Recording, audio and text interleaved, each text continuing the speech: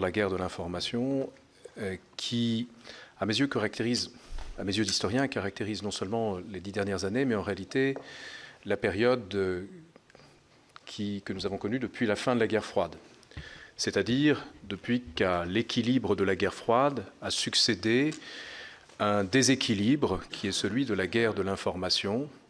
La guerre froide était caractérisée par l'opposition de deux modèles économiques, idéologiques, et par le recours à des conflits périphériques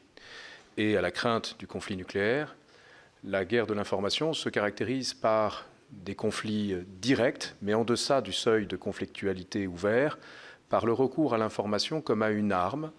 aussi bien dans l'espace médiatique traditionnel que dans l'espace cybernétique. Le bouleversement introduit par la fin de la guerre froide, en réalité, est en effet lié à l'avènement des systèmes d'information numériques et à leur utilisation aussi bien dans un champ militaire que dans un champ médiatique et civil. Il est lié aussi à l'avènement de médias planétaires, à l'image de CNN.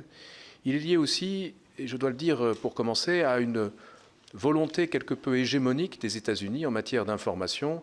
à la fin de la guerre froide, volonté hégémonique qui s'est traduite en 1991 par le recours à l'information comme à une arme aussi bien sur le champ de bataille pour des opérations d'information, pour des opérations de cyberguerre, pour également des opérations visant à permettre aux soldats américains de disposer d'un contrôle de l'espace informationnel sur le champ de bataille, mais aussi une domination informationnelle dans le champ médiatique global pour faire prévaloir le point de vue des États-Unis. Et par la suite, cela a conduit à une évolution très profonde de la doctrine des États-Unis, par exemple avec l'avènement de ce que l'on a appelé, Joseph Nye a appelé le soft power, qui en est une conséquence directe où l'on promeut son pays à travers ses valeurs, ses symboles, sa culture, à travers la naissance de la cyberguerre. Le mot naît à ce moment-là et traduit à la fois les actions dans le cyberespace menées par des pirates informatiques et des soldats cyberguerriers, mais aussi la guerre du net, la guerre d'Internet, c'est-à-dire